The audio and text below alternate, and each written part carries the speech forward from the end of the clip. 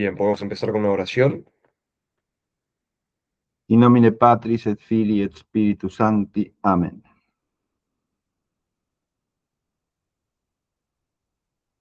Veni Sancte Spiritus repletuorum corda fidelium et tui amoris in eis in ignem accende. Emite Spiritum tuum et creabuntur. Et renovabis facem terre. Deus qui corda fidelium Sancti Spiritus illustratione docuisti, da nobis in eodum Spiritu recta sapere et Eius semper consolatione gaudere per Christum Dominum nostrum. Amén. Sancta Maria Mater Dei sede sapientiae. Ora pro nobis. In nomine Patris et Filii et Spiritus Sancti. Amen. Amén. Muy bien.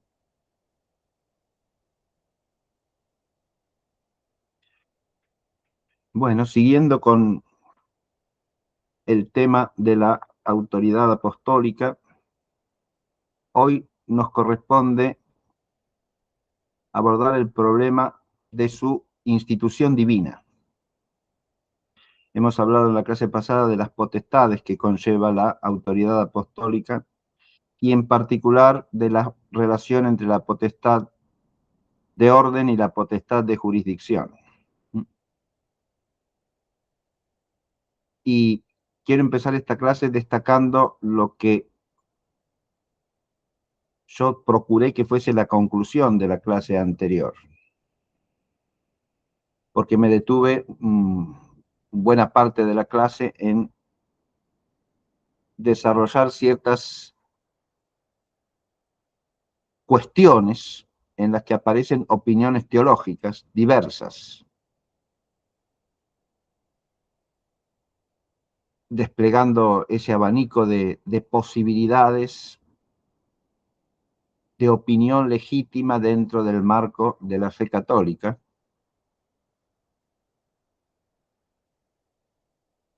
Pero en la clase de hoy tenemos que volver a lo que podríamos decir que es el núcleo dogmático de todo este asunto, de la autoridad apostólica. Y es el carácter que reviste de ser una autoridad de institución divina.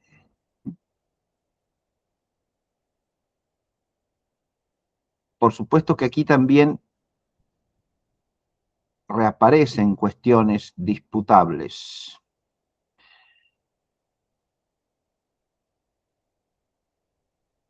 Pero que no hay que sacar de quicio en relación con lo que es objetivamente algo de fe común de la Iglesia y de fe incluso expresamente definida.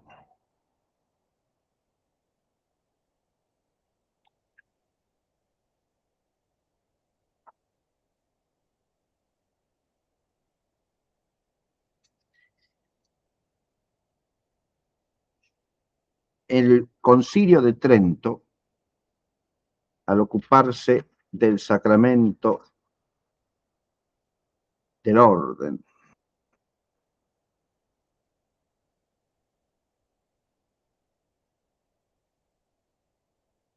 dice, entre otras cosas, lo siguiente. Recordemos que eso corresponde a la sesión 23 del 15 de julio de 1563.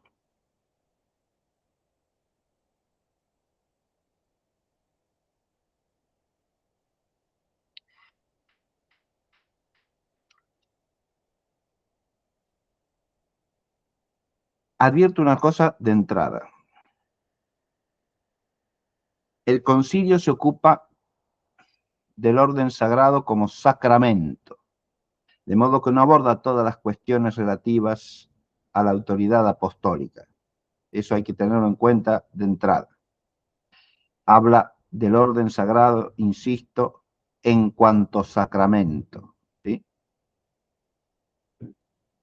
Por eso hay cuestiones que hacen a la esencia misma de la autoridad apostólica y de su transmisión que no están tocadas por el concilio. Pero al hablar del sacramento dice cosas que son fundamentales.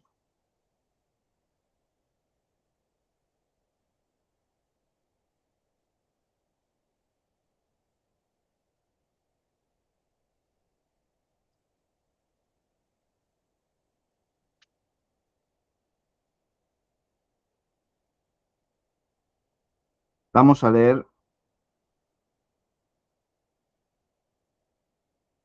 parte de lo que es la exposición y después algunos cánones anatemáticos.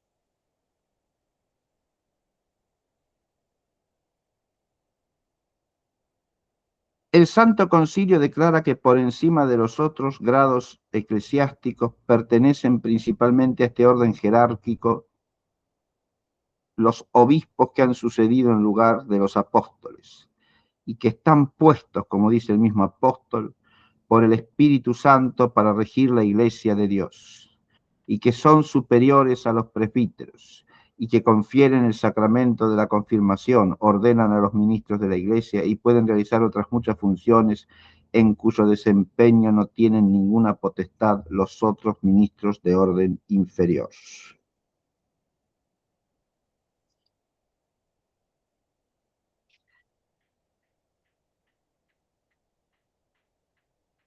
Enseña además el Santo Concilio que en la ordenación de los obispos, de los sacerdotes y demás órdenes no se requiere el consentimiento, invitación o autoridad ni del pueblo ni de potestad o magistratura civil alguna, como si la ordenación fuera inválida sin ella. Antes, al contrario, decreta que quienes acceden al ejercicio de este ministerio llamados e instituidos tan solo por el pueblo o por una autoridad o una magistratura civil, y quienes por propia temeridad se arrogan el ministerio,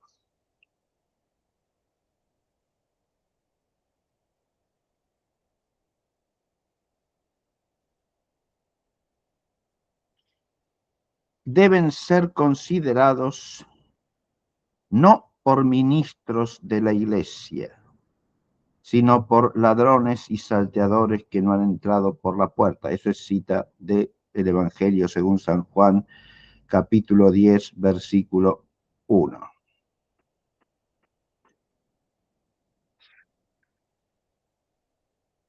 Pertenece, obviamente, a la alegoría del buen pastor.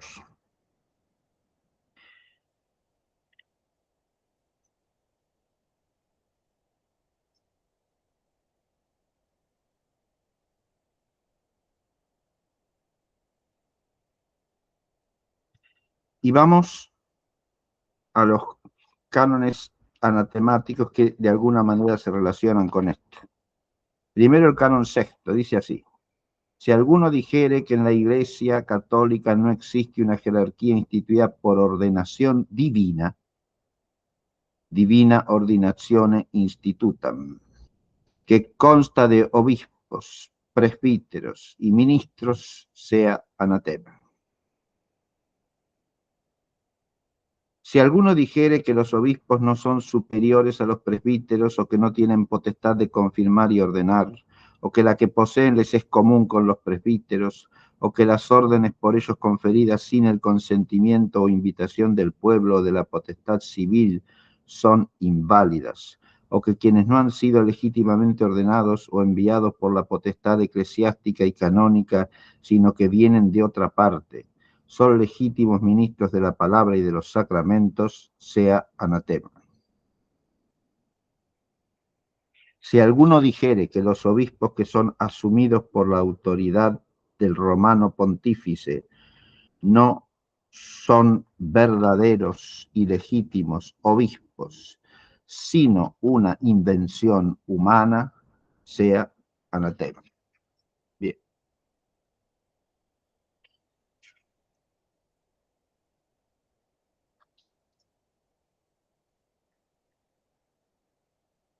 voy a leer dos notas que en esta edición, lo estoy tomando el texto, que yo lo leo en castellano, pero se puede leer también en latín, en la misma edición, en el libro La fe de la Iglesia Católica, editado por el padre Justo Collantes, que es un volumen de la Biblioteca de Autores Cristianos.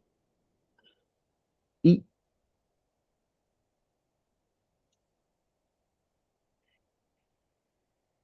hay dos notas que voy a leer. Una es al primer párrafo de la exposición que leí y dice así: se afirma que los obispos son superiores a los presbíteros, pero según lo pactado se evitó definir que esa superioridad era de derecho divino. El obispo de Segovia, Martín Pérez de Ayala, quiso el 6 de noviembre, eso consta en las actas del concilio, por supuesto, que se especificara que los obispos suceden a los apóstoles no solo en la potestad de orden, sino en la de apacentar y regir sus iglesias.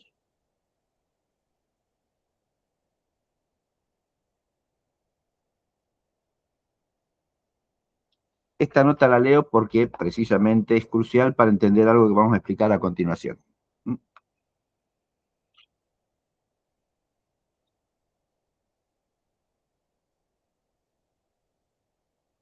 Advierte que lo que dice aquí es que esta petición del obispo de Segovia no fue recogida en el texto.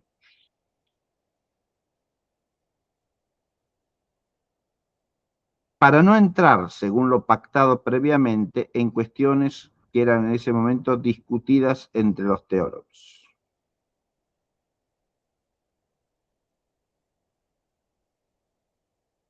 Precisamente de esas cuestiones hemos hablado en parte la clase anterior.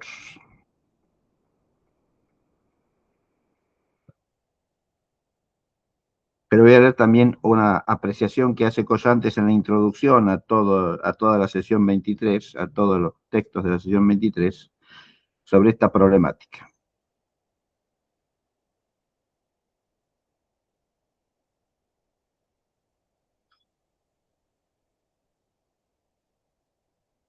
Dice que ya en el periodo previo a la sesión conciliar aparecieron tendencias encontradas en puntos controvertidos entre católicos. Por ejemplo, unos sostenían que el episcopado no era sacramento, siguiendo en esto a Pedro Lombardo, San Alberto, Santo Tomás, San Buenaventura, etc.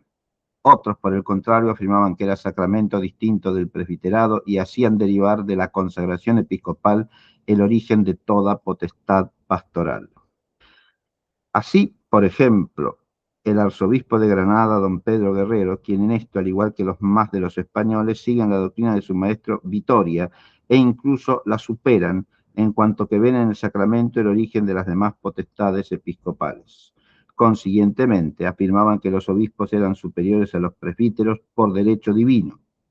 Trabajaron hasta el fin para que Trento definiera que la jurisdicción les viene a los obispos inmediatamente de Dios y no del Papa. Del Papa, decía el antiguo obispo de Granada, entonces de Segovia, Martín Pérez de Ayala. Del Papa les viene no la jurisdicción, sino el uso.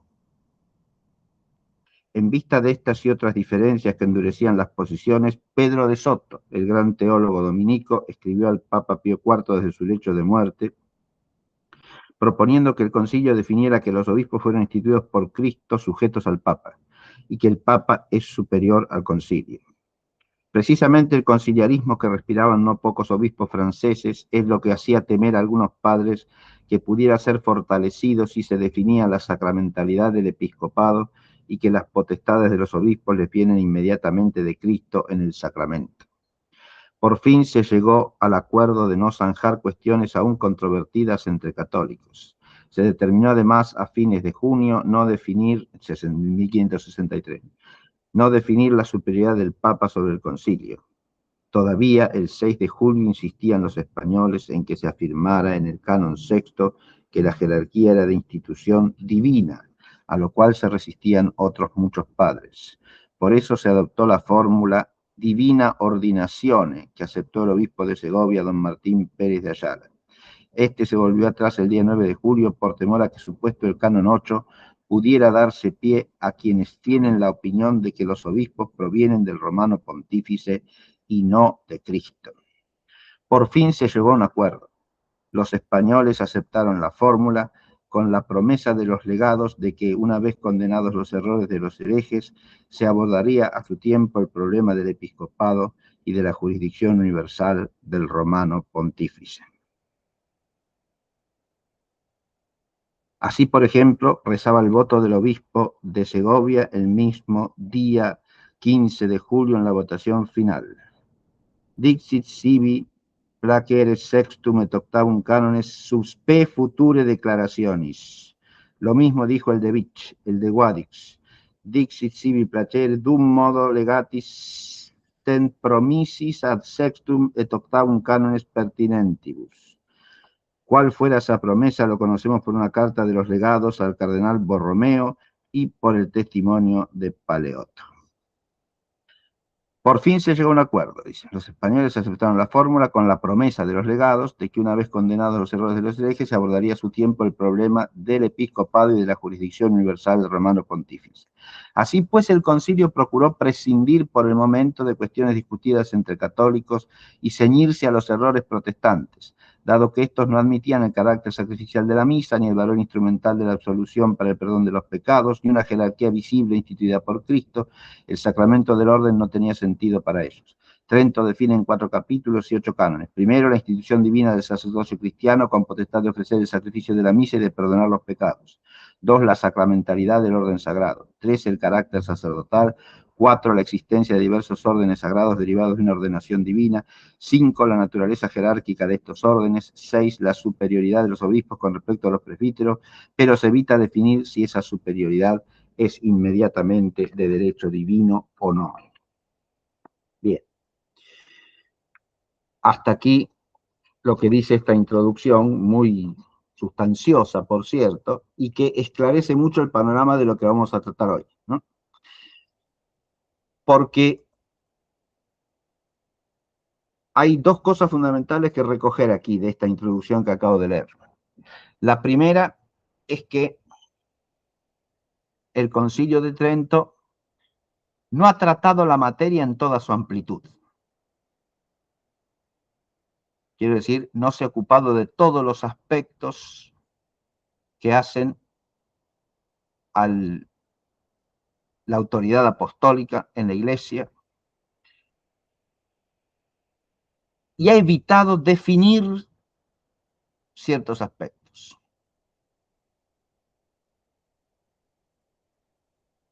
Primero, en atención a que había discusiones en torno a ellos. Segundo, porque había buena parte de los obispos, y sobre todo, eso era una preocupación de los legados pontificios, se quería evitar cualquier fomento de la actitud conciliarista, especialmente presente entre los obispos franceses, que sin embargo eran muy pocos en el concilio, y sin embargo tenían importancia en el conjunto de la Iglesia en ese momento.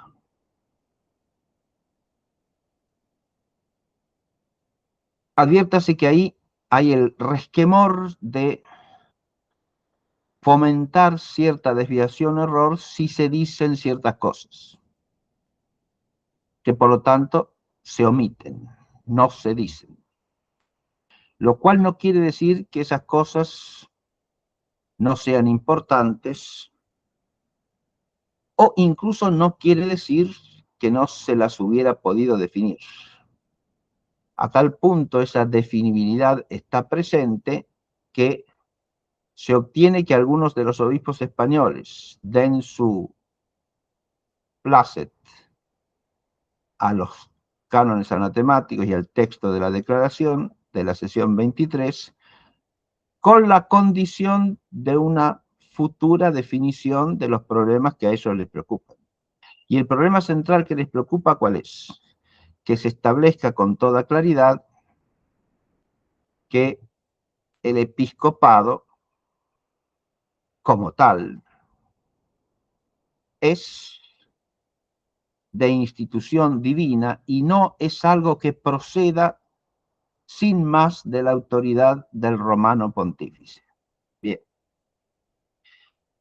ese es un punto crucial de lo que tenemos que considerar hoy.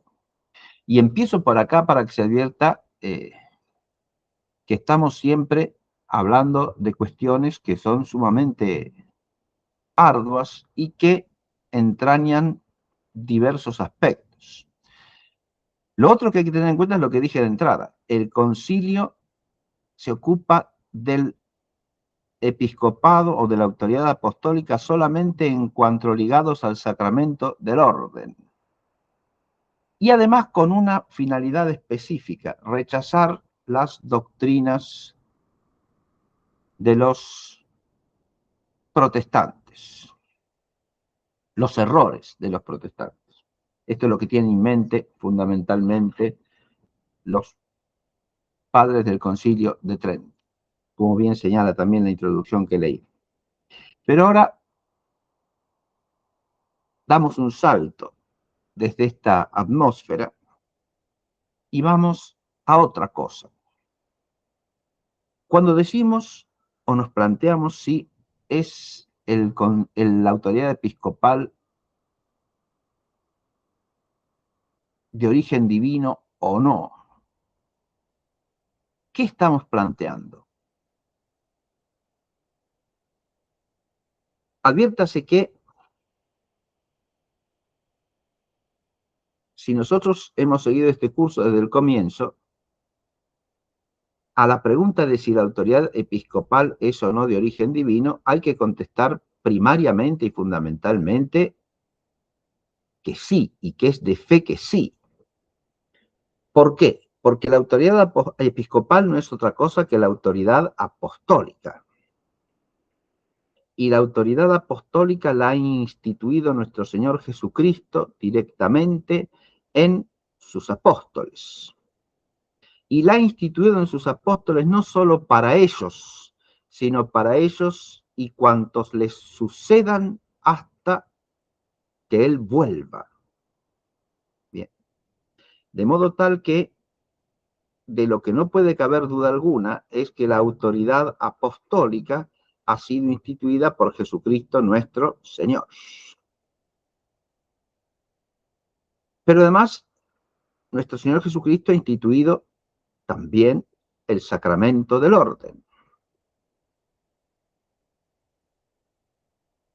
En cuanto a los obispos son en la iglesia al mismo tiempo sacerdotes, y ese sacramento ha sido instituido en su totalidad, en su integridad, por nuestro Señor Jesucristo, y Él mismo ha ligado, ha unido el sacramento del orden sagrado, es decir, el sacerdocio cristiano, a la autoridad apostólica. El sacerdocio que ejerce la autoridad apostólica, eso es claramente de institución divina.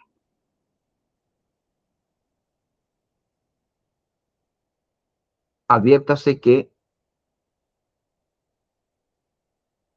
para negar el vínculo necesario entre el carácter sacerdotal y el ejercicio de la autoridad apostólica, hay que salirse radicalmente de toda la tradición de la Iglesia, de la fe de la Iglesia, constante, permanente, que consta desde el origen, en todo tiempo y en todo lugar. el vínculo es esencial y es de institución divina sin duda alguna. No puede haber comunicación de la autoridad apostólica íntegra a un sujeto que no sea al mismo tiempo un sacerdote en la iglesia. El misterio del episcopado es precisamente un misterio en el cual estas dos realidades están unidas estrechamente entre sí. Sacerdocio y autoridad apostólica. Y los sujetos en que ambas cosas residen en plenitud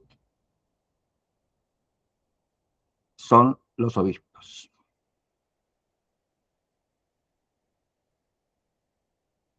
Ambas cosas son de institución divina.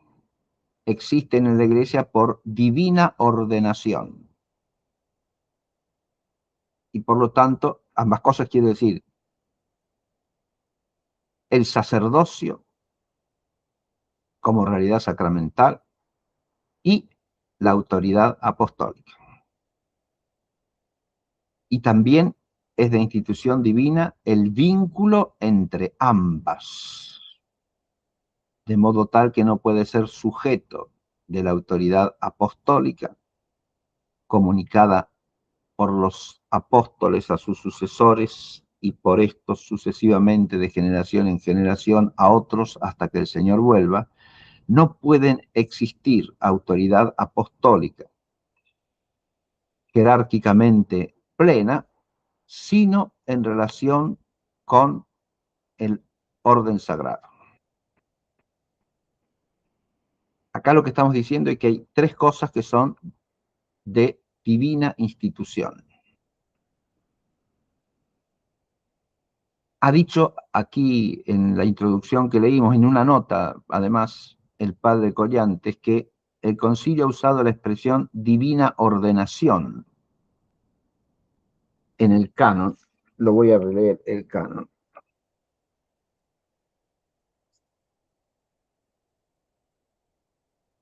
Que es el sexto. Si alguno dijere que en la Iglesia Católica no existe una jerarquía instituida por ordenación divina, que consta de obispos, presbíteros y ministros, sea anatema.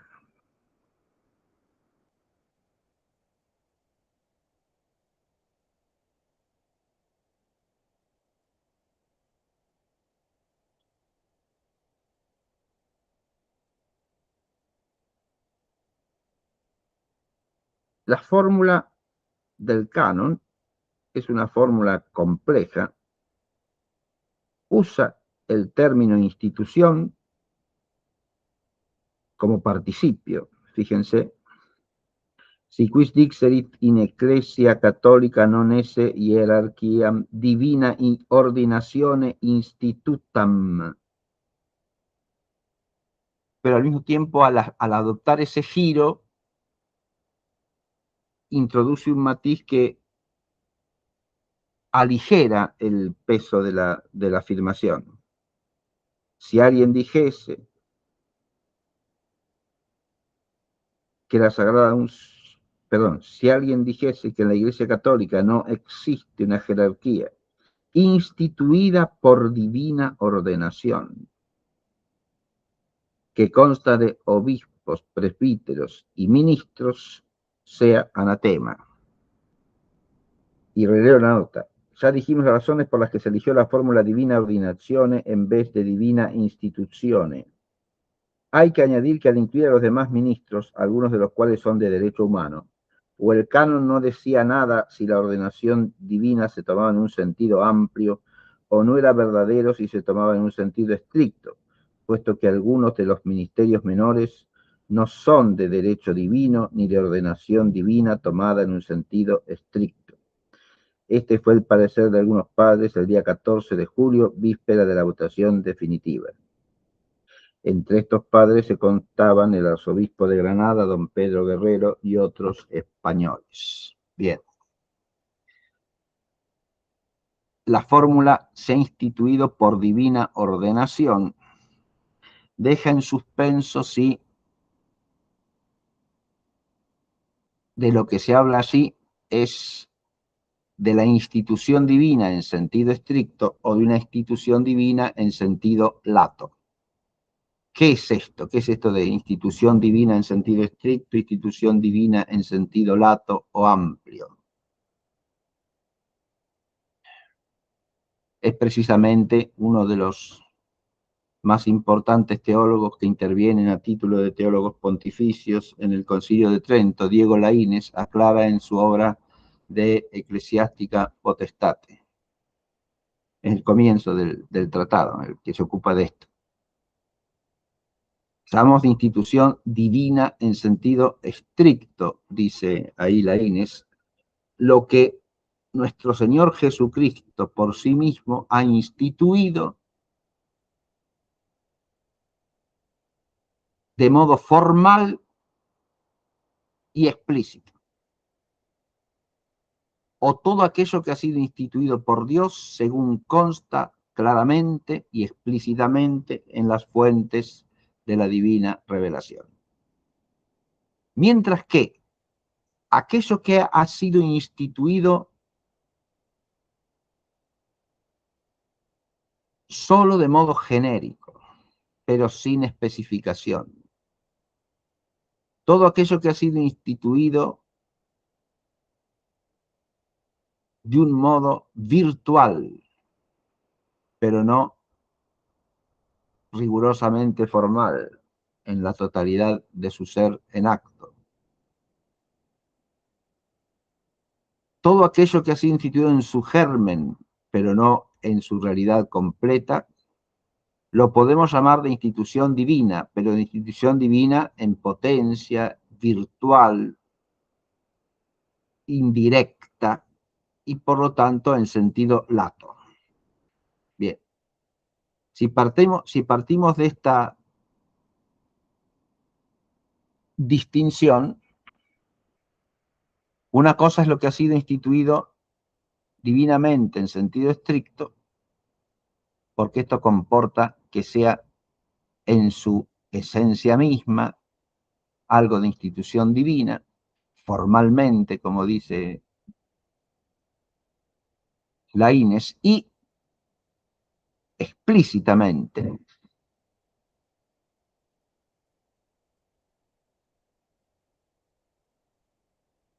Y en cambio, si lo que se ha instituido requiere ser precisado, especificado por una ley humana, entonces será de institución divina solamente en sentido amplio, pero no en sentido estricto. Porque en realidad tendrá su origen en esa ley humana que establece tal especificidad, pero no en la ley divina que no hace más que poner algo genéricamente. Bien, esta distinción es clara en principio y precisamente permite distinguir cosas que son sin más de ley divina, o sea, de ley divina en sentido estricto, y cosas que participando de lo que es de institución divina, porque genéricamente también lo son, en su especificidad no lo son. Y pongamos un ejemplo muy sencillo. El canon sexto habla de algo que ha sido instituido por divina ordenación. Ese algo es la jerarquía en la Iglesia Católica, que consta de obispos, presbíteros y ministros, dice así. Consta de obispos, presbíteros y ministros. Ese ministros, si se toma en sentido amplio, que es el que parece tener aquí. De nuevo, aquí habría un problema, pero vamos a... Ministros parece referirse a diáconos y todos los demás ministros, ¿sí? Subdiáconos, acólitos, lectores, exorcistas, hostiarios, bien, todos los ministros.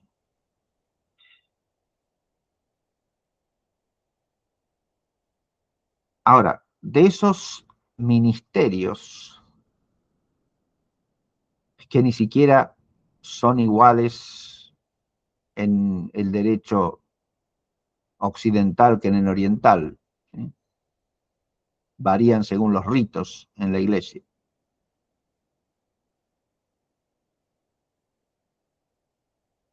Tenemos que decir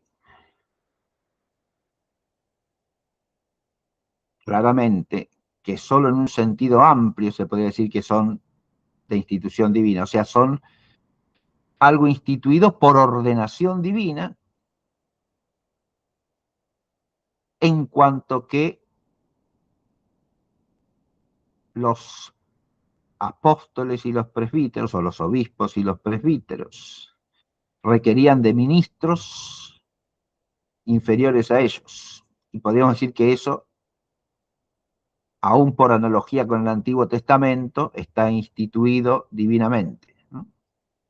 Pero cuáles fueran esos ministerios precisamente, y qué alcance tuvieran y qué oficio se pudiese atribuir a cada uno, eso en el Nuevo Testamento no se puede decir que está instituido divinamente o que es de institución divina en sentido estricto.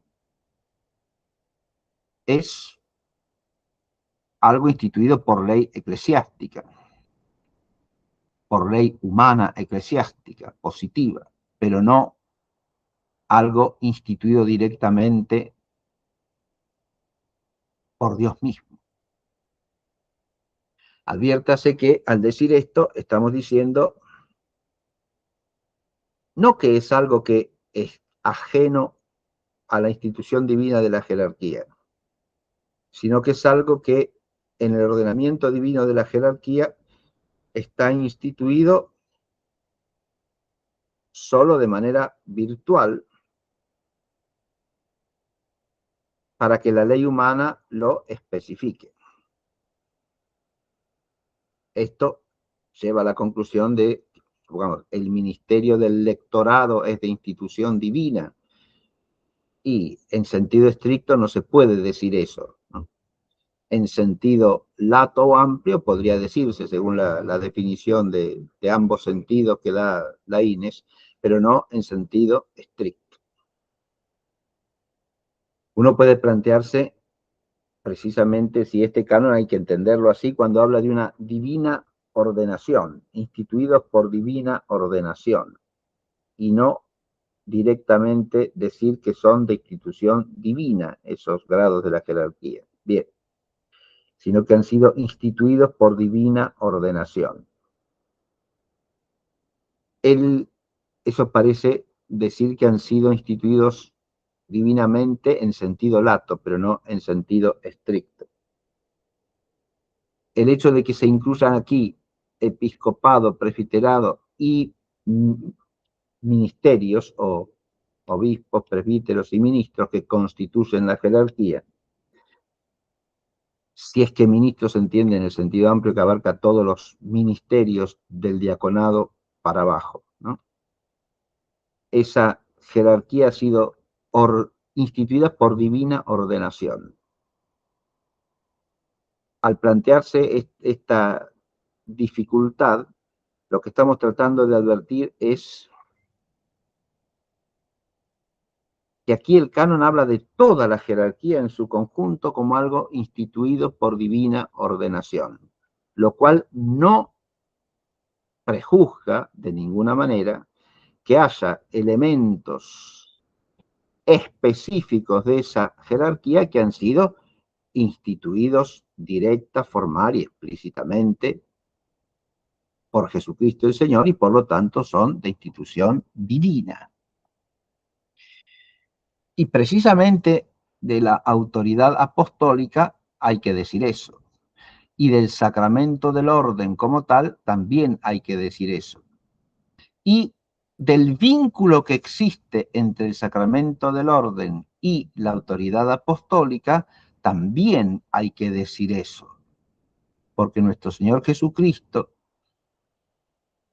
instituye en los apóstoles ambas cosas y solo en ellos, de manera tal que quedan indisolublemente ligados el orden sagrado y la autoridad apostólica.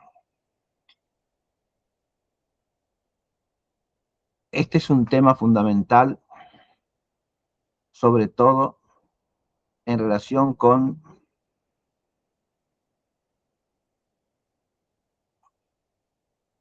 errores que asoman hoy día,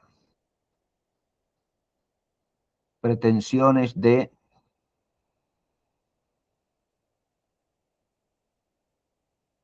otorgar autoridad en la iglesia o participación en la autoridad apostólica a personas que no son ni pueden ser ordenados. El misterio de la autoridad apostólica en la iglesia es indisociable del misterio del sacerdocio. No puede darse una cosa sin la otra. E insisto que esto, aunque no esté expresa y dogmáticamente definido, es de fe de la iglesia.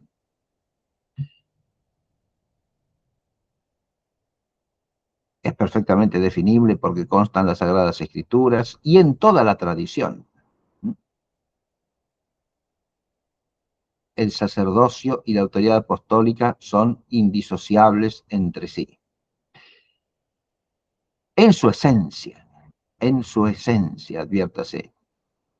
La especulación teológica, cuando trata de explicar la razón más profunda de eso, esto se encuentra muy bien expuesto en un artículo de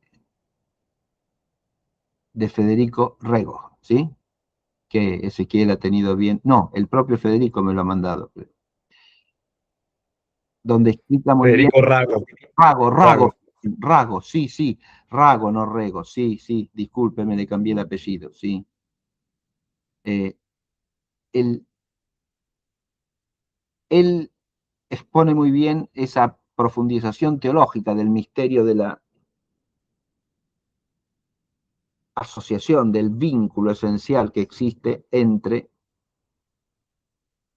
el sacerdocio y la autoridad apostólica, que ha sido expuesto en la tradición tomista muy sólidamente. Ese vínculo está dado por la visión del doble carácter del cuerpo de Cristo, ¿sí? El cuerpo sacramental, o sea, la presencia del Señor en la Eucaristía, el cuerpo real, como suele decirse también en teología, y el cuerpo místico, que es la iglesia, ¿no? Y la idea fundamental allí es que solamente aquel que tiene potestad sobre el cuerpo real, es decir, la potestad sacramental de hacer presente realmente a Cristo bajo las especies eucarísticas, puede tener también potestad sobre su cuerpo místico. Y eso por la razón de que solo quien tiene potestad en relación con la cabeza puede tener potestad sobre los miembros del cuerpo. Esta doctrina teológica profundiza muy bellamente algo que es de fe de la Iglesia. ¿Está claro lo que digo? Es una razón, por lo menos razón de conveniencia, admirable, que se propone para advertir la razón del misterio, porque están ligados esencialmente el sacerdocio y la autoridad apostólica. Y lo que estamos diciendo aquí es que hay tres cosas de institución divina. el sacerdocio de la alianza nueva y eterna, que tiene su plenitud en el episcopado.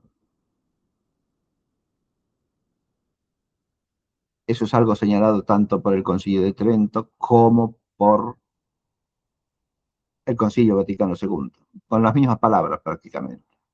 El episcopado es la plenitud del sacerdocio del Nuevo Testamento, de la alianza nueva y eterna.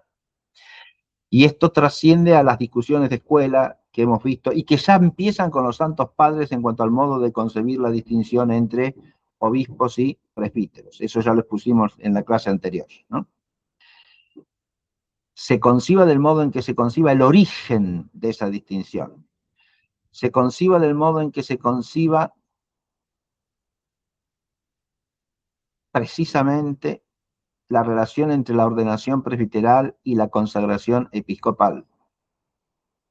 Y sobre ambas cosas se puede opinar de distinta manera. No hay duda de que la plenitud del sacerdocio está en el episcopado.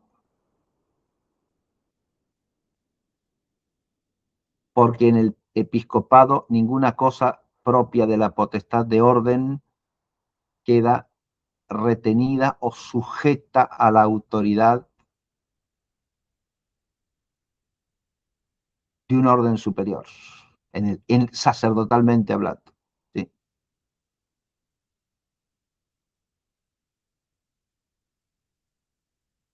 Aunque sí queda sujeto el ejercicio o uso de esas potestades en relación con la autoridad suprema, porque que es la del romano pontífice. Y acá ya se abre otro capítulo importantísimo, porque a esas tres cosas que hemos dicho que son de institución divina, el sacerdocio católico, la autoridad apostólica y el vínculo entre ambas, el vínculo de inseparabilidad entre ambas, que queda mucho mejor expresado por la doctrina que concibe que la consagración episcopal comunica, al insertar a alguien en la sucesión apostólica, comunica tanto la potestad de orden como la potestad de jurisdicción, ambas en cuanto a su esencia. O para expresarlo, ¿qué es lo que quiere expresar el lenguaje del Concilio Vaticano II cuando dice que se les comunica el munus, o sea, el oficio? Porque, según la nota aclaratoria, potestas podría sugerir que se da la potestad ya en plena aptitud para el ejercicio, cosa que no viene de la consagración, sino de la misión o mandato apostólico. Pero eso ya estaba previsto en la clásica distinción que ya hace Santo Tomás de Aquino entre la esencia de la potestad y el uso o ejercicio de la potestad. Es lo que también hemos leído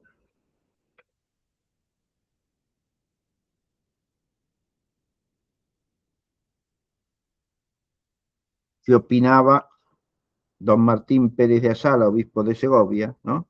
Que quería que se especificara que los obispos suceden a los apóstoles no solo en la potestad de orden, sino en la de apacentar y regir sus iglesias.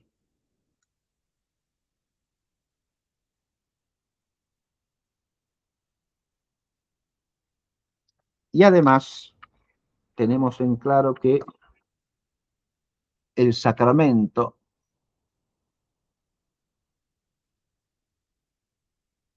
del orden sagrado, que implica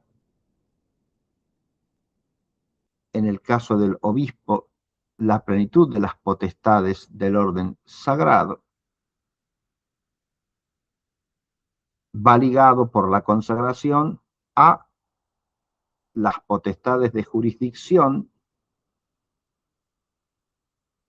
sea que se conciba que esas potestades están ya en su esencia conferidas por la ordenación o consagración, sea que esas potestades procedan de una misión que es extrínseca hasta cierto punto a la consagración por cuanto ella no las comunica de suyo, pero que es inseparable hasta tal punto de esa ordenación, esa potestad de jurisdicción que viene de la misión, que no es de ninguna manera legítimo consagrar o ordenar a quien no esté debidamente no solo nominado y electo, sino destinado o designado para cumplir cierto oficio, que no, el del cual no puede entrar en posesión efectiva sino hasta que reciba la misión apostólica. Uno puede entender el asunto sacramental o el vínculo entre el sacramento y la jurisdicción de distintas maneras. Lo que jamás se puede entender en el conjunto de la tradición católica es que esas dos cosas no tengan vínculo esencial entre sí. Está claro lo que digo, ¿no? Una cosa es que se especule acerca de cómo se dan o qué origen preciso tienen la una y la otra.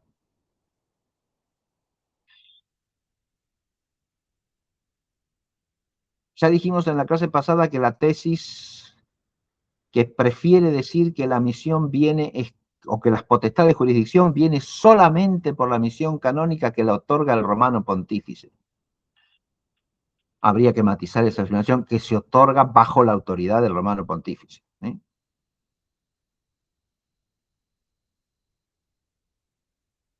Con consentimiento o con la anuencia del romano pontífice. Sí, como sucesor de Pedro. Porque ahí viene lo otro, lo cuarto que es institución divina. Lo cuarto de institución divina que juega un papel fundamental en toda esta cuestión es la autoridad petrina, no ya la autoridad apostólica en general instituida por nuestro Señor para su iglesia como constitutiva de la iglesia, sino también la autoridad propia y singular de Pedro en el cuerpo de Cristo que es la iglesia. Esta autoridad singular es la que la tesis que sostiene que la potestad de jurisdicción viene solo por la misión y no por el sacramento y la misión bajo distintos aspectos.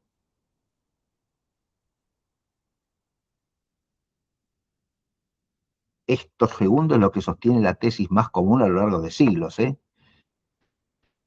No, lo otro. Y la tesis que sostiene esto segundo es más antigua en la Iglesia. La otra surge recién a partir del Concilio de Trento, como una explicitación de la posición cautelosa del concilio frente a el conciliarismo, digamos. Es la posición que quiere reforzar al máximo posible el valor de la autoridad petrina, de la autoridad papal, en relación con la jurisdicción episcopal, se advierte. Pero al mismo tiempo es la posición que hace de la jurisdicción episcopal algo respecto de lo cual, precisamente por no ir conferido en su esencia por el sacramento del orden que ha instituido nuestro Señor Jesucristo claramente, pareciera que no se puede decir que es de institución divina en sentido estricto, ¿no? Que lo es en sentido lato, no cabe la menor duda, porque si es algo sujeto a la autoridad de Pedro, y la autoridad de Pedro ha sido instituida divinamente, en sentido lato, también es institución divina el modo en que Pedro distribuye la jurisdicción o el que Pedro comunique jurisdicción. Pero ahí también se complica el asunto, porque el hecho de que Pedro tenga que comunicar jurisdicción a otros no se puede considerar como algo que Pedro pudiera decidir arbitrariamente si hacer o no hacer, porque la institución de la autoridad petrina es inseparable de la institución de la autoridad apostólica en el colegio apostólico. ¿Te advierte lo que digo? Nuestro Señor Jesucristo no instituye solo a Pedro, instituye a los apóstoles. Y la autoridad para atar y desatar que le comunica a Pedro solo, también se la comunica a los 11, es decir, al colegio apostólico. Junto con Pedro, sí, pero también al colegio apostólico. De manera tal que la autoridad y el atar y desatar no se puede entender meramente de las potestades de orden, porque implica también la potestad de jurisdicción. Es una expresión de riguroso alcance jurídico esa en el lenguaje tradicional del pueblo de Israel. El atar y desatar implica precisamente potestades de orden, sí, pero también potestades de jurisdicción, porque implica autoridad de gobierno. En esto quiero detenerme un poquitito. Cuando decimos potestad de jurisdicción, no estamos hablando de algo que sea puramente exterior o administrativo, mucho menos burocrático. Las potestades de jurisdicción no son una cuestión administrativa en la Iglesia. La administración es uno de los aspectos de toda potestad de gobierno, pero la potestad de gobierno requiere administración subalternamente, instrumentalmente, no radicalmente. La potestad de jurisdicción como potestad de gobierno que es, radicalmente es potestad de decidir, de mandar, de ordenar, de legislar, de juzgar, y todas esas cosas se pueden hacer sin papel alguno. Me parece claro que esto, ¿no? Los aspectos administrativos que son puramente instrumentales respecto de todo esto y que, teniendo en cuenta la naturaleza humana y la naturaleza de lo jurídico en las sociedades humanas, es de necesidad natural también, la administración, digo, ¿no? El aspecto administrativo está requerido como algo propio, como una propiedad, si se quiere, del gobierno humano, porque el gobierno humano se da mediante instrumentos adecuados que permitan gobernar y que además formalicen, expresen, vehiculicen adecuadamente el ejercicio de la autoridad de gobierno. Eso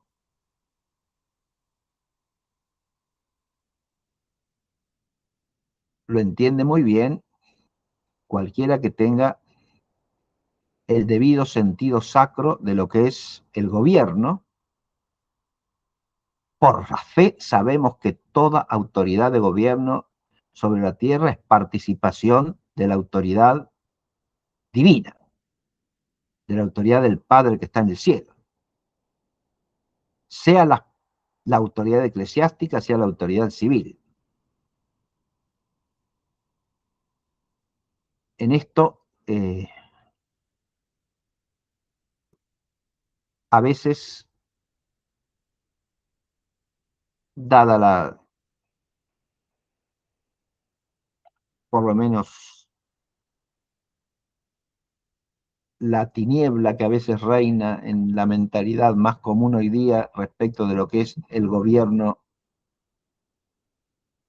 tanto eclesiástico como civil, que tiende a concebirse como un puro ejercicio de poder humano, ¿no? Lamentablemente, deplorablemente, y contra la fe de la Iglesia.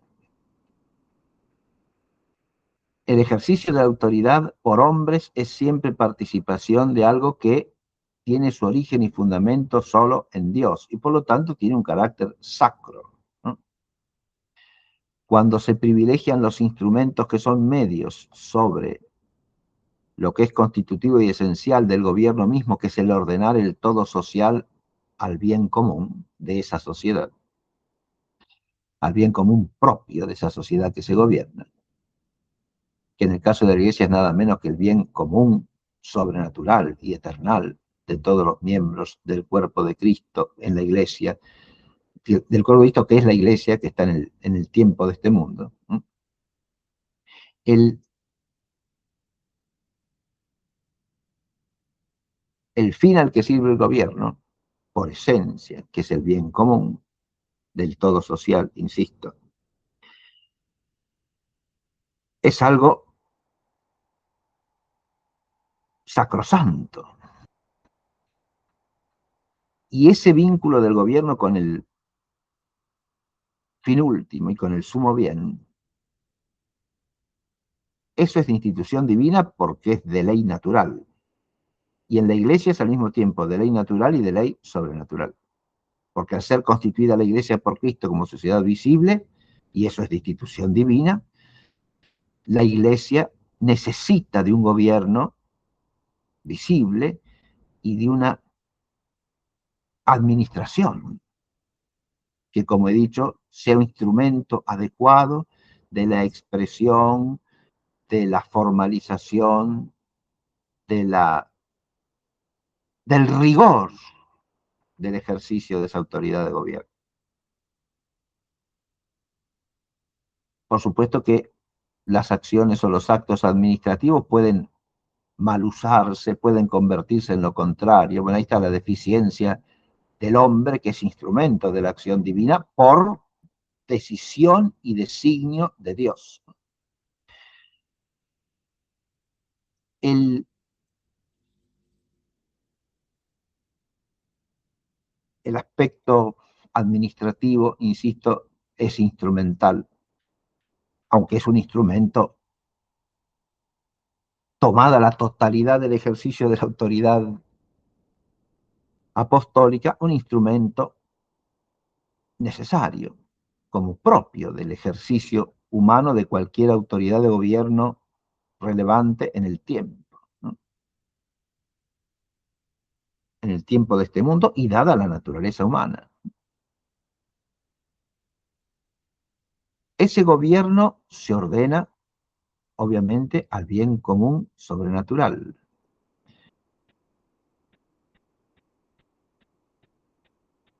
Lo mismo que se ordenan a ese bien común sobrenatural las acciones sacerdotales. En este sentido, la potestad de orden y la potestad de jurisdicción tampoco se pueden disociar, porque ambas se ordenan al mismo fin, el bien común sobrenatural, la salvación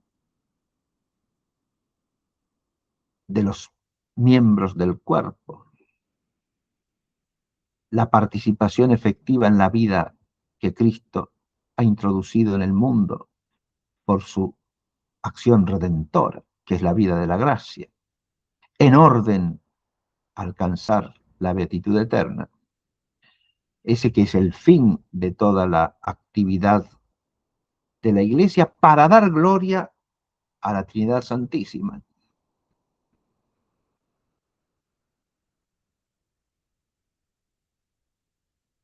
Ese fin de la glorificación de Dios. Es el único último fin de las potestades de orden y las potestades de jurisdicción juntamente, y por lo tanto también es el último fin de cualquier tipo de acción que competa a una y a otra esfera de potestad. Desde el punto de vista del fin están claramente unidas. ¿También están unidas desde el punto de vista del origen? Sí, porque ambas, como hemos dicho, tienen un origen divino. Y por lo tanto, al menos en lo esencial de cada una, en el caso, al menos en lo esencial de cada una, permanezcamos ahí, esta institución divina. Como es de institución divina, el vínculo que ata a las dos, que ata una a la otra. Y es de institución divina también, vuelvo a decir eso, la institución de la autoridad petrina como única y singular y como quicio de unidad de toda la Iglesia en el ejercicio de la autoridad apostólica y en la esencia de la autoridad apostólica. Esa estructura es de institución divina, porque repito, es Jesucristo mismo quien ha instituido esencial y formalmente tanto la autoridad de Pedro como la autoridad de los apóstoles o del colegio apostólico.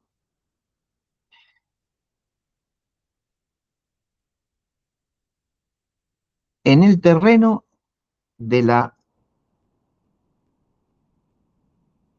manera en que se vinculan la autoridad de Pedro con la autoridad de los apóstoles, de la manera en que se vincula la autoridad papal con la autoridad episcopal, ciertamente que hay cosas que no son de derecho divino.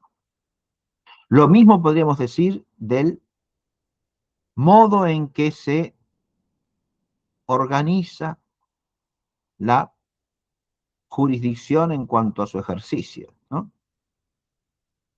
Cuando decimos que la potestad de jurisdicción también es de origen divino, al menos en sentido lato.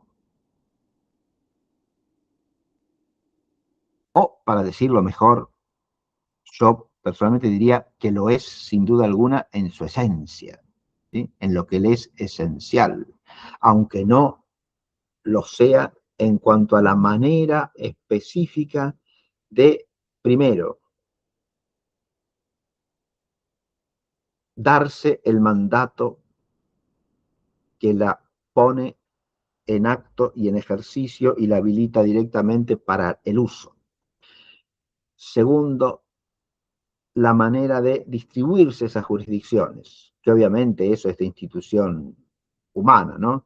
Si la jurisdicción del obispo de tal ciudad abarca este territorio o este otro territorio, y si en tal ciudad hay o no hay obispo, se advierte.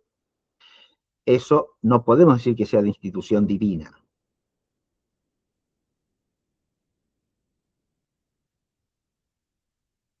Sí podemos decir que sea de institución divina el carácter monárquico de la autoridad apostólica, por ejemplo. Eso sí, como es de institución divina el carácter monárquico de la autoridad papal.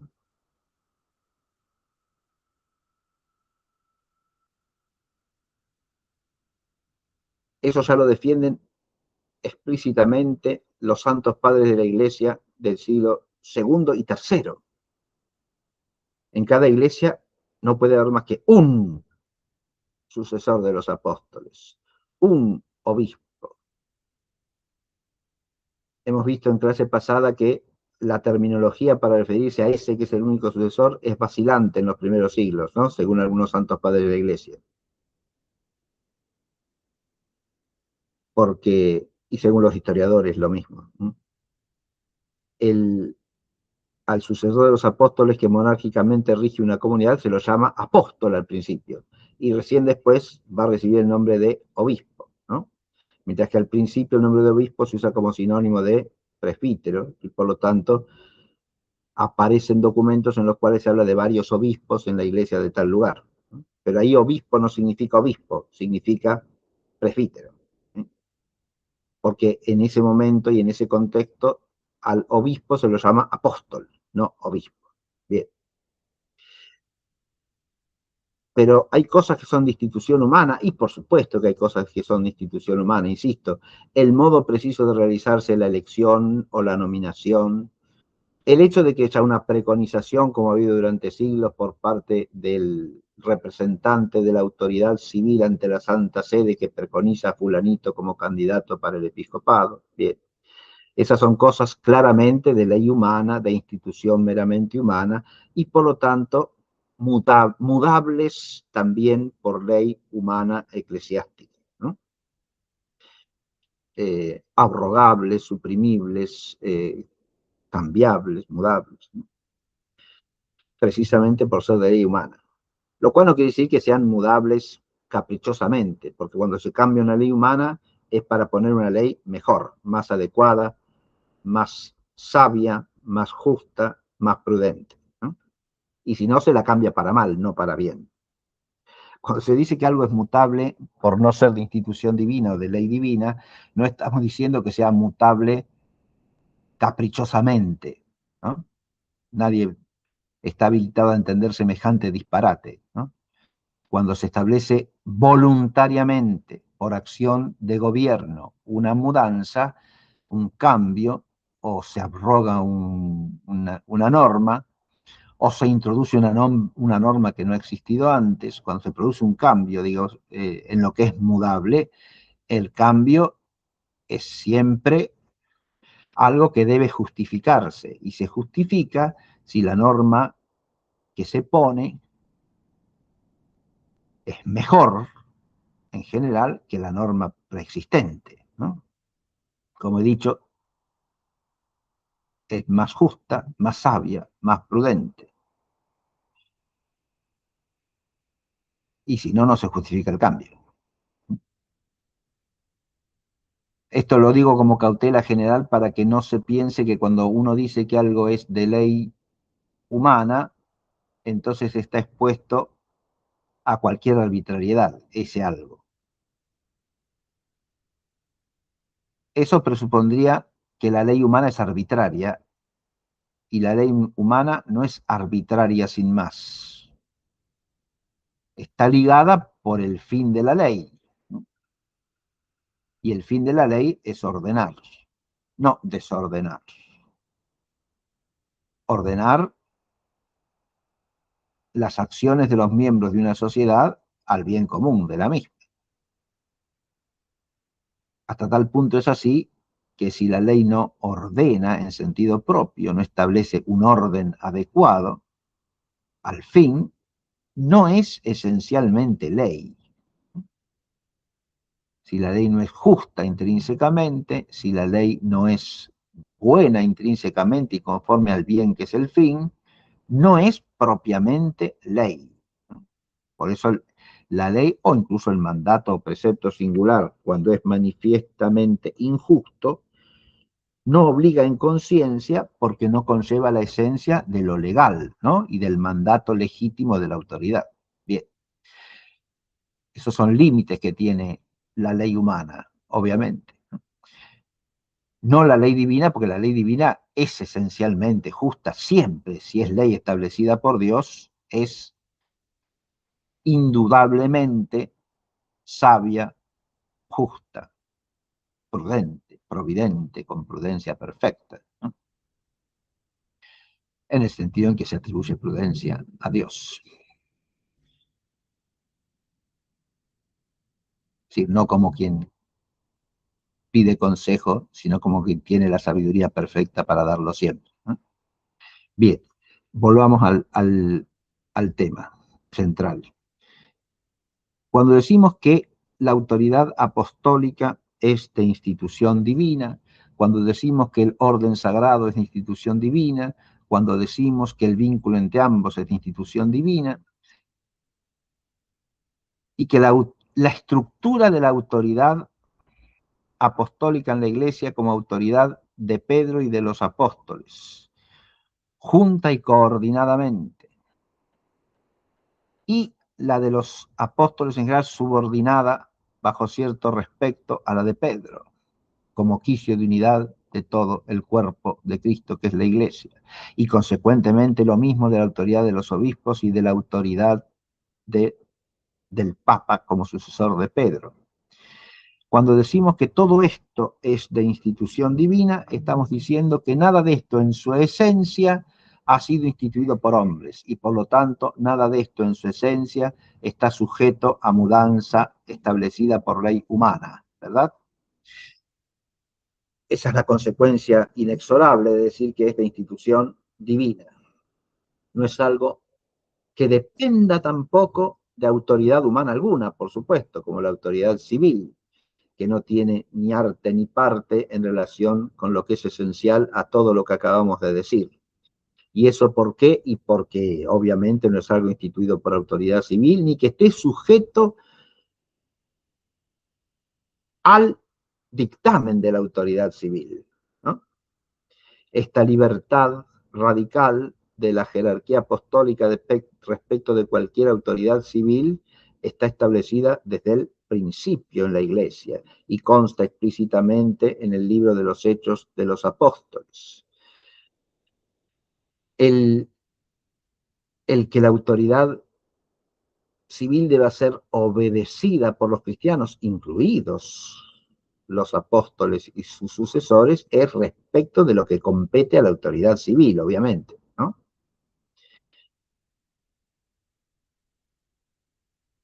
Esto también se ha enseñado siempre en la Iglesia, ¿no? En lo que compete a la autoridad civil, o sea, en cuanto miembros de la sociedad civil, no en cuanto miembros de la Iglesia, sino en cuanto miembros de la sociedad civil, los cristianos, incluidos los obispos, estamos sujetos a la autoridad civil. Bueno, bajo cierto respecto, sí.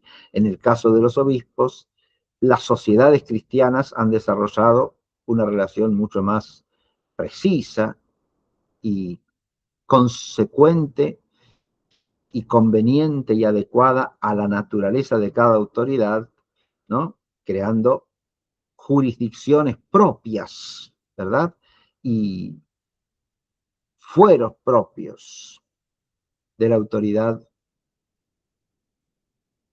eclesiástica y de las personas eclesiásticas en relación con la autoridad civil, precisamente para destacar la irreductibilidad de una autoridad a la otra y la independencia de la autoridad apostólica en cuanto a su esencia y en cuanto a su ejercicio respecto de la autoridad civil. Ambas, autoridad civil y autoridad apostólica, instituidas por Dios, aunque de distinta manera, porque la una es instituida por creación en la naturaleza del hombre, la autoridad civil, y otra es instituida por ley divina positiva, la autoridad apostólica, instituida por Jesucristo nuestro Señor.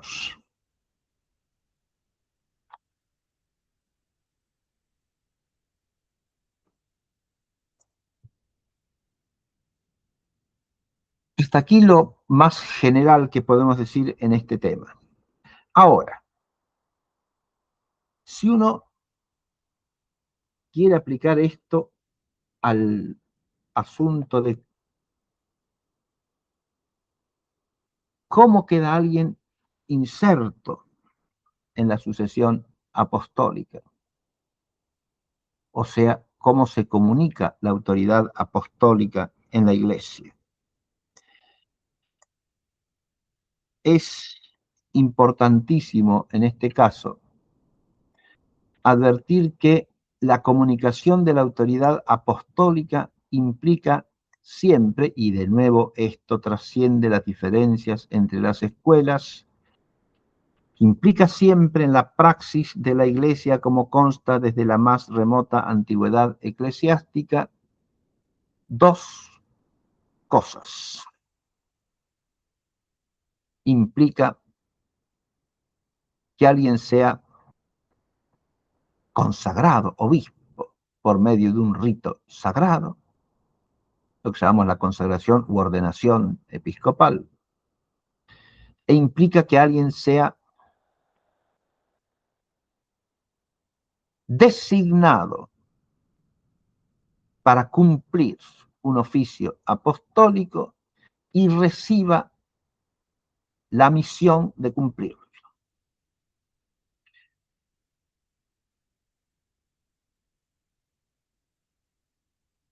El modo en que esto se realiza es variable.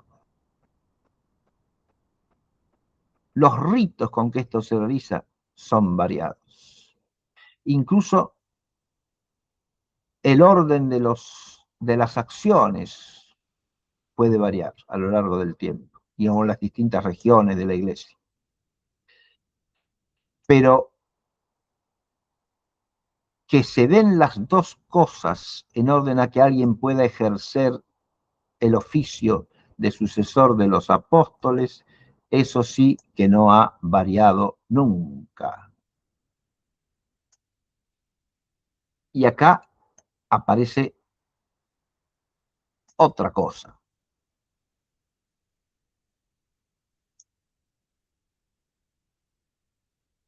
Primero,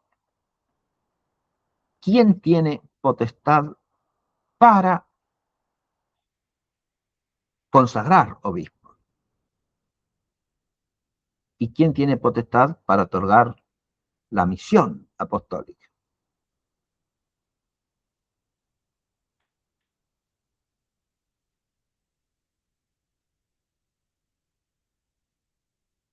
Y acá nuevamente aparecen respuestas que son de fe en la iglesia.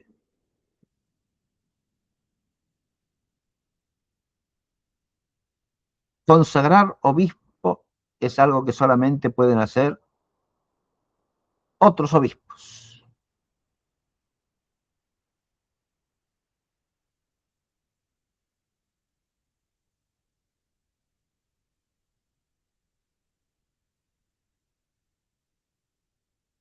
Y otros obispos, y solamente así, bueno, otros obispos, uno puede usar de cualesquiera y de cualquier modo.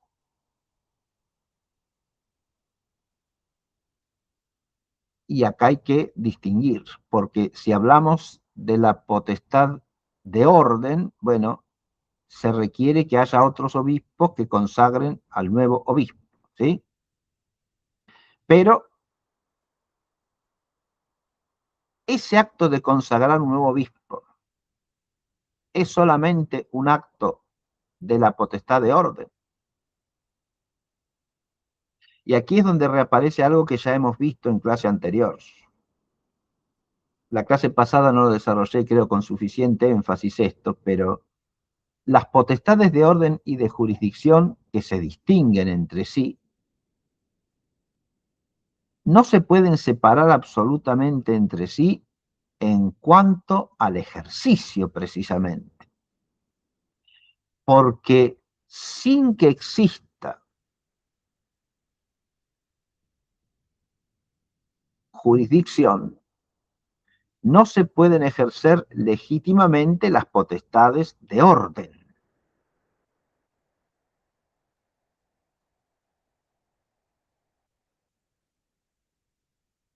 Salvo que por ley divina o por ley humana positiva, en algún caso extremo, eso esté no solo posibilitado, sino inclusive hasta mandado. En algún caso singular, insisto, como puede ser el de la potestad de administrar el sacramento de la penitencia en caso de necesidad, que obliga a un sacerdote aun cuando esté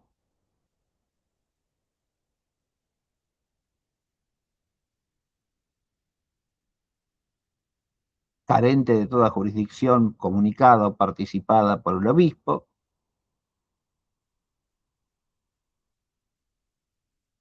porque ahí prevalece el principio de la necesidad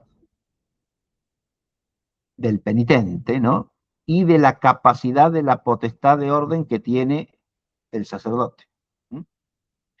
Pero eso está previsto precisamente por la misma ley de la Iglesia y por la necesidad en extremo de una persona singular y la capacidad de otra persona singular que puede obrar el bien debido.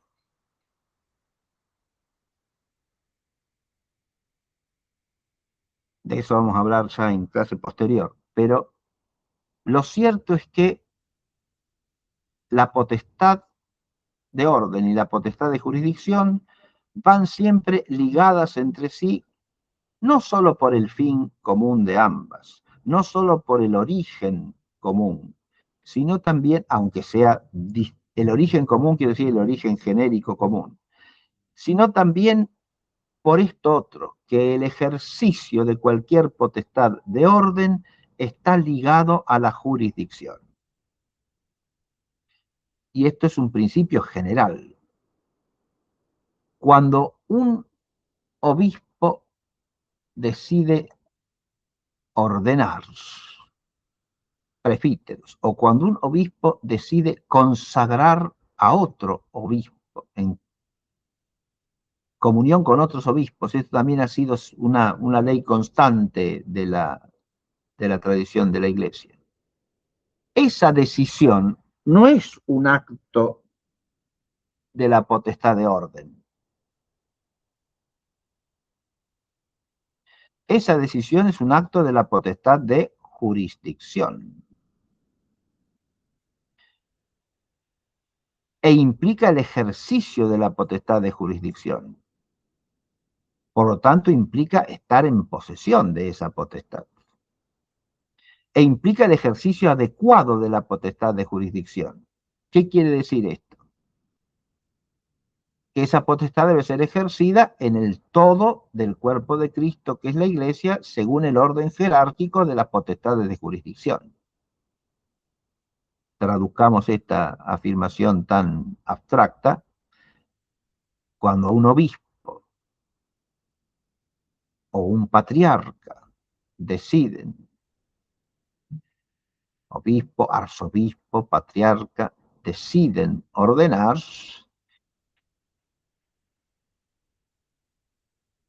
han de hacerlo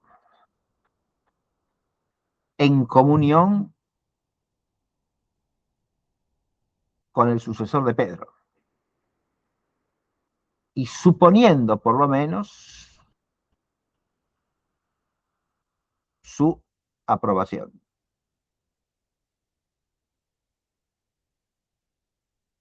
Cuando digo esto de suponiendo por lo menos su aprobación, ahí aparecen cosas que sí son de derecho humano, ¿no? El modo en que el patriarca requiere la anuencia del romano pontífice o el reconocimiento del romano pontífice para su decisión de ordenar a fulanito y a menganito, ¿no?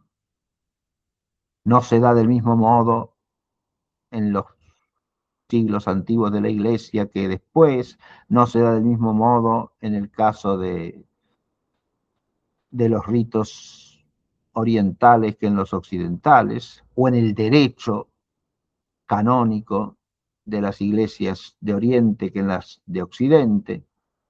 Ahí hay elementos que son de ley humana, que son variantes, pero no el principio. Y el principio es que la jurisdicción universal que tiene el Papa y la función de dar unidad al todo de la Iglesia implican esta potestad propia del romano pontífice, que es la de otorgar la misión apostólica para que el colegio episcopal sea verdaderamente tal, o sea, que la integración de alguien en la legítima sucesión apostólica no pueda hacerse sin que intervenga la autoridad de Pedro. Y esto no es una cosa meramente formal de la ley, esto pertenece a la entraña misma del misterio de la Iglesia, porque está ligado a la unidad de la Iglesia, ¿sí? A la unidad vital de la Iglesia y por lo tanto también a la unidad de la fe de la Iglesia. y a la unidad del gobierno de la Iglesia y a la unidad de la disciplina eclesiástica. Pero más profundamente aún está ligado a la unidad del episcopado en la Iglesia. Esa unidad del episcopado que es garantía de la unidad del ejercicio de todas las potestades de orden y de jurisdicción en la Iglesia. Este aspecto del servicio del oficio petrino a la unidad de la Iglesia en relación con la comunicación de la autoridad apostólica y por lo tanto de la incorporación de un miembro del cuerpo de Cristo a la sucesión apostólica.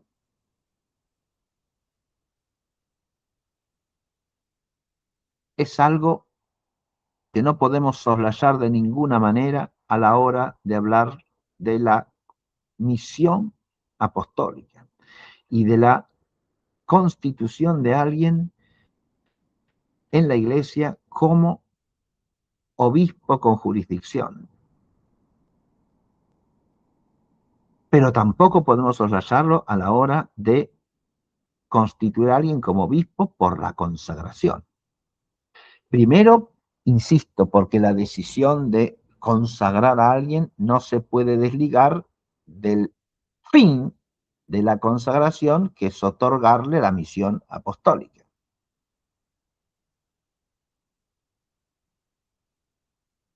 Y segundo, porque los poderes de orden que confiere la consagración indudablemente para cualquier escuela y para cualquier opinión, no pueden ser ejercidos sin potestad de jurisdicción. Y si no es propia esa potestad de jurisdicción, será la de otro bajo la cual y con autorización de quien se ejerzan esas potestades de orden. ¿Sí? O sea, nunca puede ejercerse sin estar ligada a cierta jurisdicción. Digo, será de otro, por ejemplo, en el caso de que alguien sea consagrado obispo para ser obispo titular de tal sede, ¿no? En condición de obispo auxiliar, pongamos por caso, ¿no? Con lo cual el ejercicio de todas sus potestades de orden propiamente episcopales y de todas sus potestades de orden queda ligado a la autoridad de otro, a la jurisdicción de otro. Es claro esto, ¿no? Pero siempre está ligado a una jurisdicción.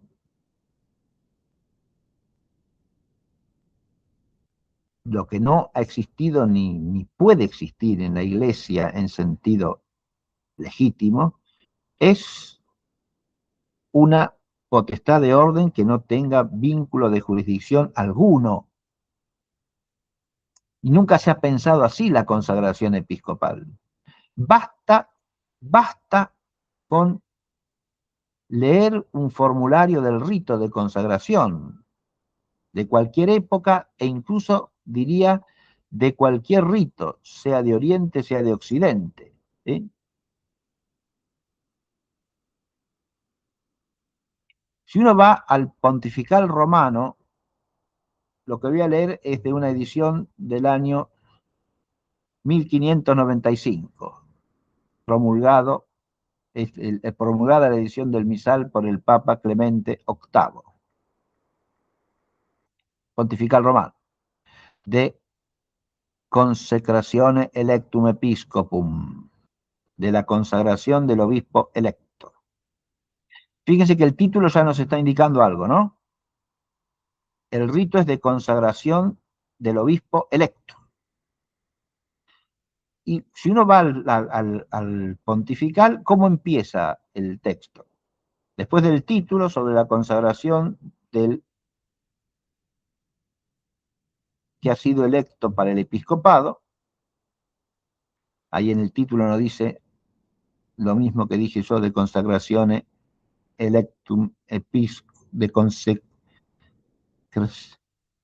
sino de consecrazione electi in episcopum.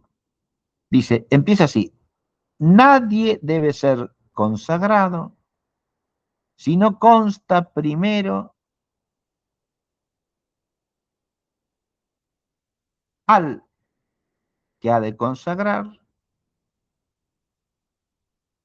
acerca de la comisión de consagrar, ya sea por letras apostólicas, si se hace fuera de la curia, ya sea por comisión expresada por palabras de viva voz, por el sumo pontífice, comunicadas al consagrador. Fíjense ustedes si es que en el caso del que el consagrador sea él mismo un cardenal. En ese caso, el pontífice de viva voz le dará la misión para consagrar. Eso es lo primero que dice el pontifical, ¿no? Uno puede después examinar si esto que empieza a decir acá el pontifical es algo que se pueda calificar de institución divina o no, y hasta dónde, en qué medida, todo eso se puede indagar, pero empieza diciendo que nadie debe ser consagrado si no consta qué cosa. Algo que es un acto de jurisdicción. Se advierte, ¿no? Nadie debe ser consagrado si no consta la comisión de ser consagrado ese al consagrador, ya sea por medio de cartas apostólicas, ya sea por un mandato expreso del romano pontífice hecho de viva voz. Bien.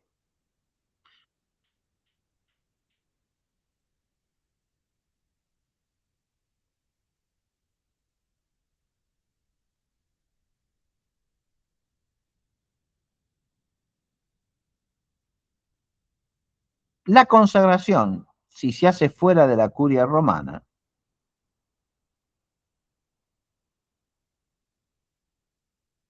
hágase en aquella iglesia para la cual el consagrando será promovido, o en la provincia eclesiástica a la que esa iglesia pertenece.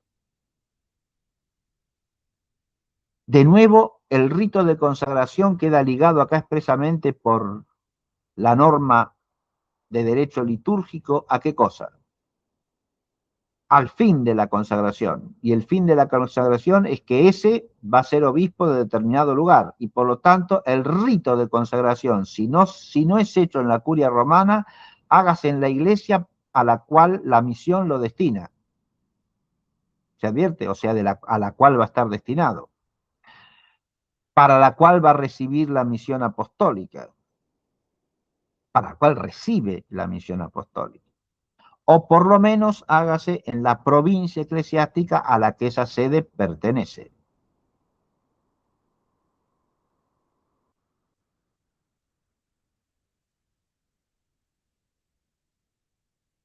Eso está ligado, podemos decir, a una norma de derecho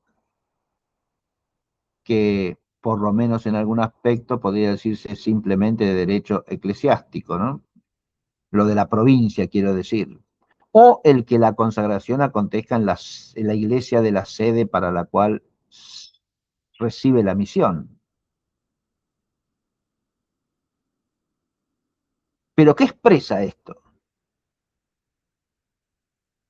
Y aquí sí que hay algo que no es meramente derecho eclesiástico. Está expresando el vínculo esencial que tiene el rito con el fin del rito. La comunicación del orden episcopal con el fin de la consagración en ese orden, de la ordenación, que es el que alguien pueda ejercer autoridad apostólica.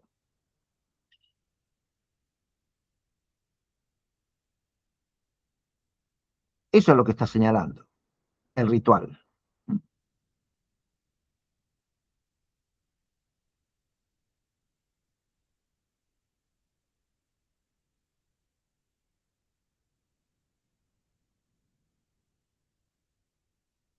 Después sí, siguen una serie de normas que son claramente de derecho eclesiástico, ¿no?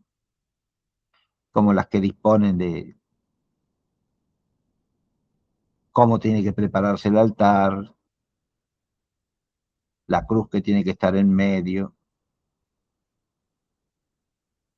y por lo menos 4 candelabros, etcétera, etcétera. Ya empezamos con normas que son rituales de derecho eclesiástico,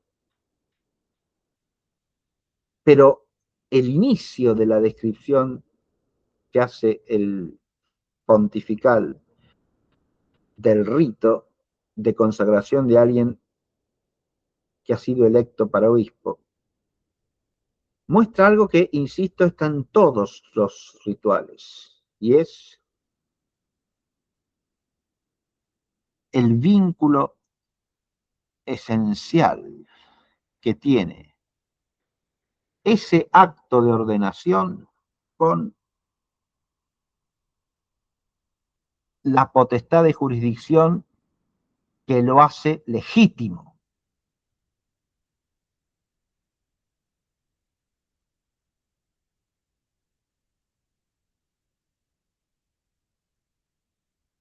A veces hay discusiones sobre esta problemática que se centran en si lo que el sacramento comunica es simplemente potestad de orden o potestad de jurisdicción, y por lo tanto, si comunicamos solamente potestades de orden, no estamos pretendiendo de ninguna manera comunicar jurisdicción alguna, ¿sí? Comunicar orden sin pretensión de comunicar jurisdicción alguna es algo totalmente ajeno al episcopado como se lo ha entendido siempre en la Iglesia. Primera cosa. Pero ahí se está centrando la cuestión en algo que no es lo central, o no es lo único fundamental, por lo menos.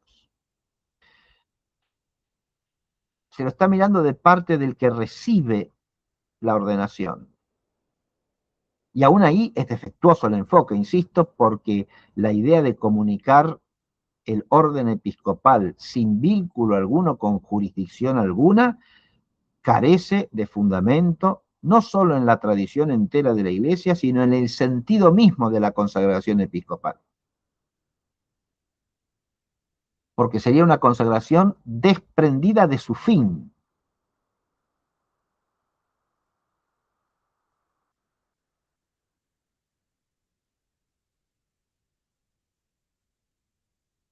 Y desprendida de la autoridad que hace posible el ejercicio de las potestades que esa ordenación comunica.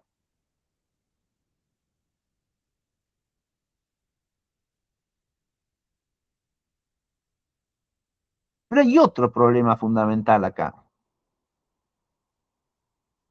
Y es el problema de quién realiza la consagración y por mandato de quién.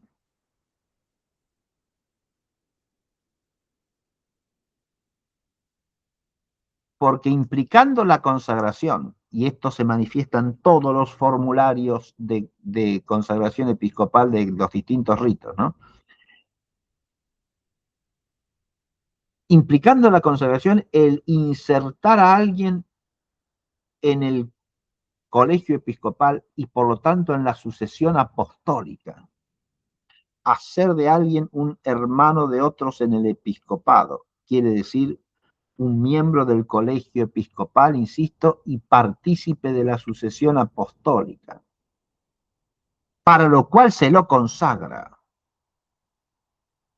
sin lo cual el acto mismo de consagrarlo carecería de sentido. Esto, digo, no puede prescindir de la autoridad que legitima la acción consecratoria.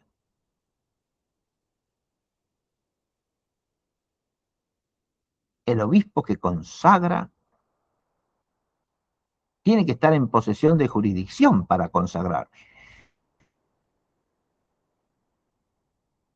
Y además tiene que contar como, y el ritual lo manda, este ritual obviamente es un pontifical romano, es para el rito romano, ¿no? Pero tiene que constar además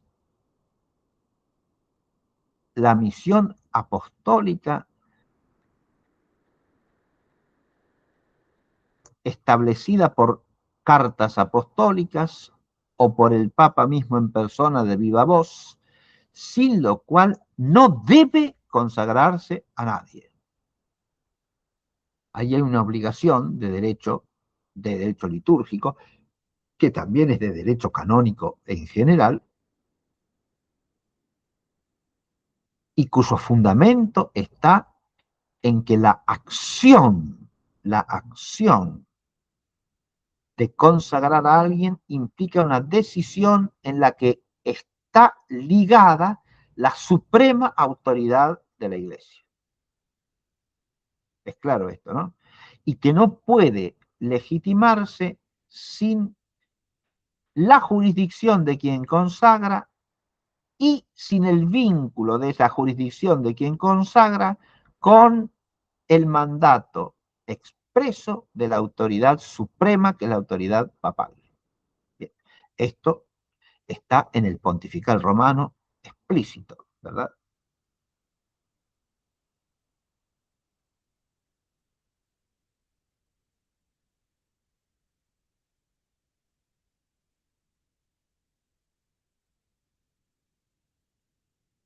Pero también está explícito en las fórmulas de la consagración. En eso ya no nos vamos a detener, lo dejamos para la clase próxima, ¿sí? En la clase próxima vamos a leer el formulario del rito romano, en este pontifical que, insisto, es edición de fines del siglo XVI, el que estoy usando, ¿sí? Promulgado por la autoridad de Clemente VIII. Pero vamos a leer también algunas versiones más antiguas y vamos a leer también la clase próxima algunos rituales de iglesias orientales, ¿sí? Para ver cómo en todos está en el ritual mismo, en las normas del rito y en las fórmulas del rito, va implícita la relación necesaria que tiene la acción de ordenar y el efecto mismo de la ordenación con la potestad de jurisdicción en la iglesia. Bien, con eso por hoy me parece suficiente. Sí, ya estamos. Uy, ya nos pasamos de hora muchísimo. Discúlpeme, no me di cuenta a la hora No, que... no hay problema. No hay problema, yo no dije nada porque venía muy bien todo, así que mejor así, mejor así.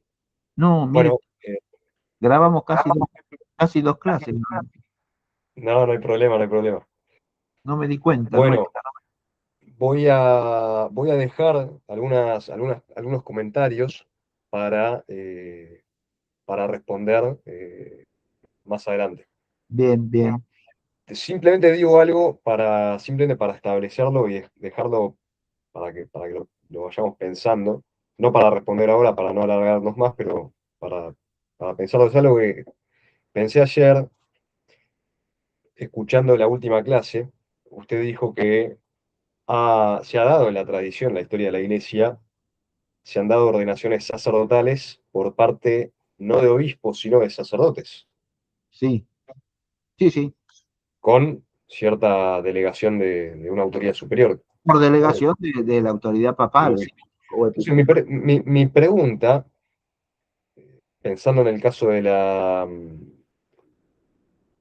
los, A ver, sí, de los grupos que se separan de la Iglesia Católica, pero sí, quieren sí. preservar el orden sagrado y por eso ordenan obispos.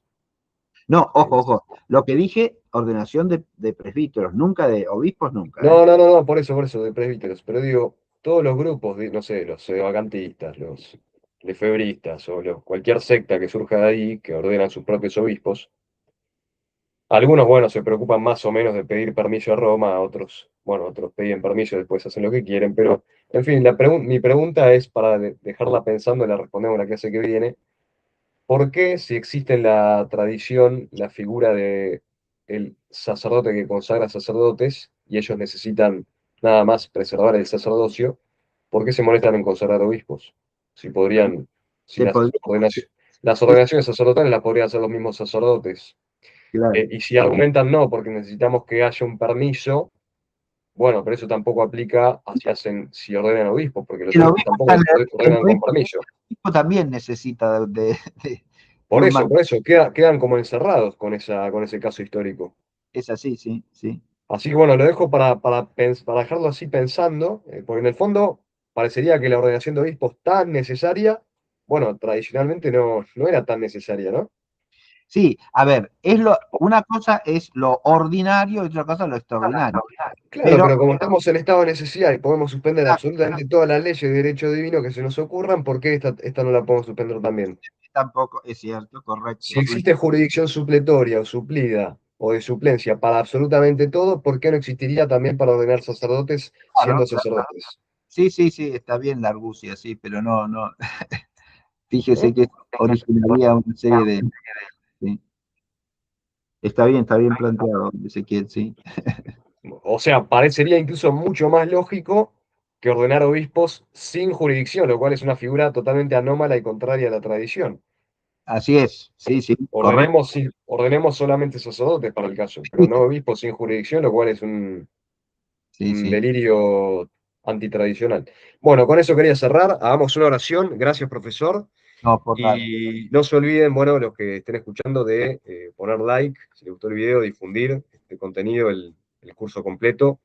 Y bueno, se vienen más videos sobre el tema de la jurisdicción, de la teología episcopal. Luego pasaremos a las notas de la verdadera iglesia y por último terminaremos reflexionando sobre el magisterio.